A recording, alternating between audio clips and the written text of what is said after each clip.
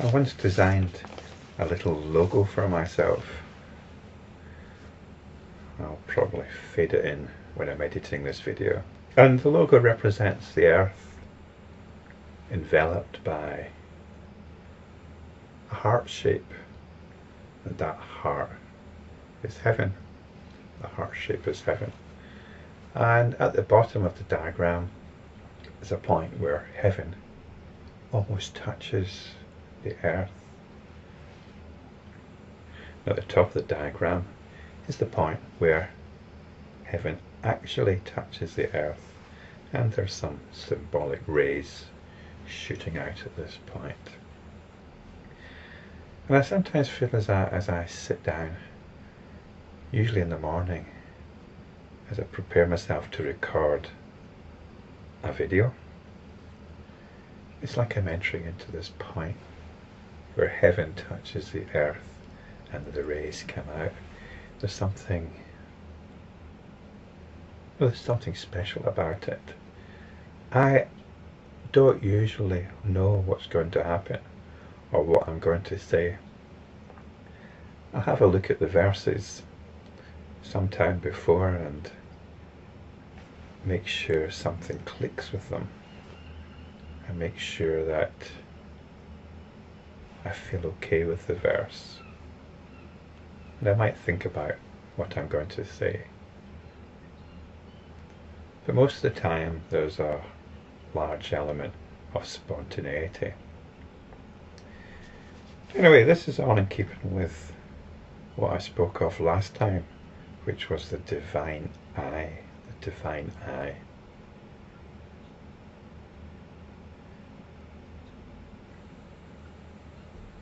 The eye that sees with transcendental wisdom. And this was covered in verse 848. And I also covered verse 850. I overlooked verse 849. That was not intentional. So I'll look at verse 849 now. 849 is describing our ordinary state of affairs. It's the ordinary state of affairs that the Buddha is casting his divine eye over. So let's have a look at our ordinary state of affairs, which is basically one of discrimination. 849. It is seen that beings are distinguished as ugly coloured and beautifully coloured, as emancipated and un-emancipated, as heavenly and free from the samskara, and as abiding with the samskara. So these are beings that we distinguish, we discriminate one from the other, and we cast various judgments. There's a very telling one right at the beginning, as ugly coloured and beautifully coloured. We're very sensitive about racism in the West, particularly in relation to skin colour. But this isn't a Western invention. My wife's from the Philippines, and when I met her, she was using skin whitening products. I was quite horrified, especially since she had quite sensitive skin and it easily reacts to chemicals and things. But she'd been teased from her early years about being dark-skinned. There seems to be a universal prejudice, not only in the Philippines, but over most of Asia and the Middle East, that white skin is somehow more beautiful. And it's obviously a very ancient prejudice. It says ugly coloured and beautifully coloured here. Well, what can this mean?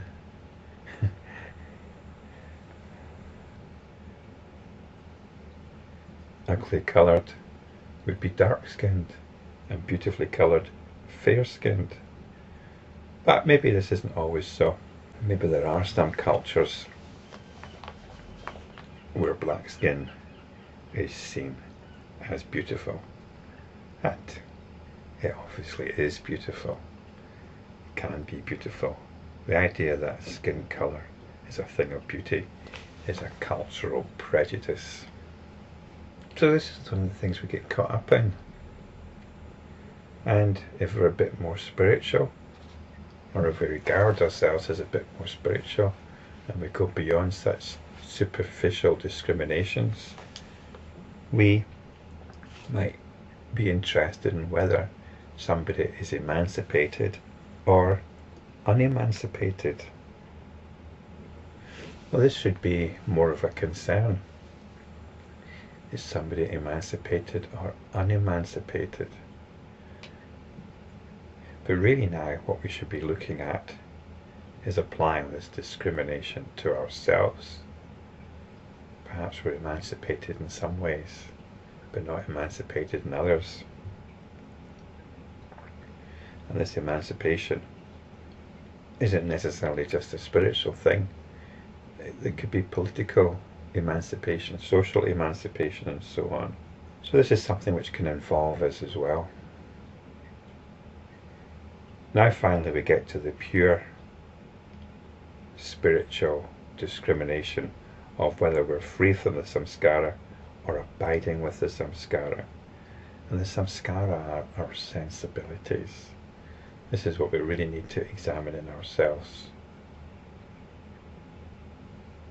Are we operating from our moods? Are we lost in a particular mood tone?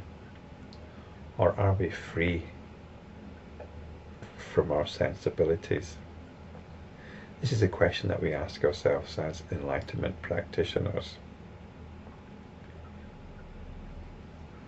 There's so many other things we can get caught up in. We can get caught up in our aesthetic sensibilities. We can get caught up in our own personal drama in relation to the people we know. We can get caught up in our online connections. They don't even have to be people that we know personally. This is quite a big one these days, our online connections. How many likes we get for our posts. There was some news a while back about a teenager who killed herself because of online bullying. It seemed quite ridiculous to me at the time, but I wasn't appreciating the extent to which people can identify with online feedback.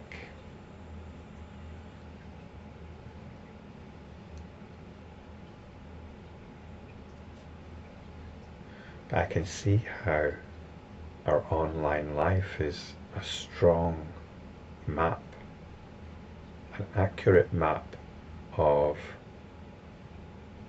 samsara, online samsara. In fact, I made a video about this in this series quite early on actually.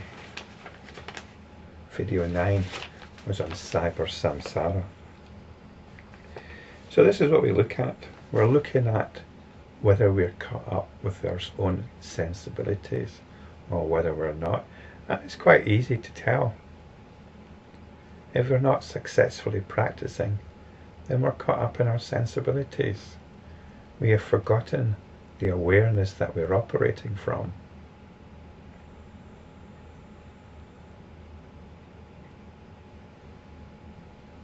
We are no longer seeing with the divine eye. We are no longer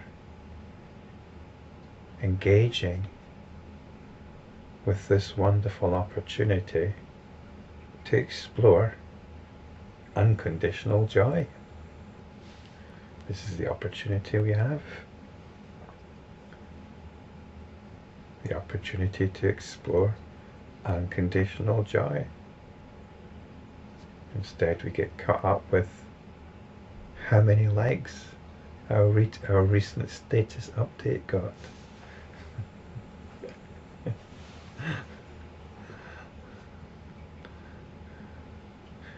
So this is the arena of everyday life.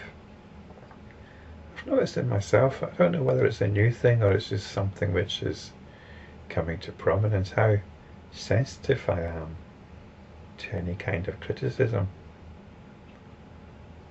In my own self-image, I can rise above it and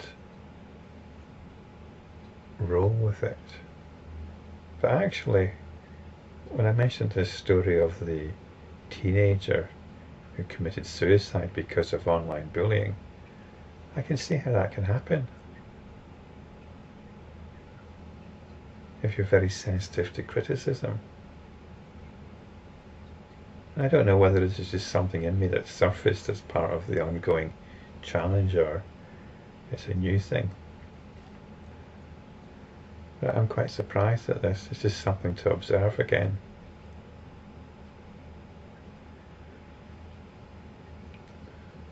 It's one of those things which are part of that psychophysical dynamic known as my sensibilities.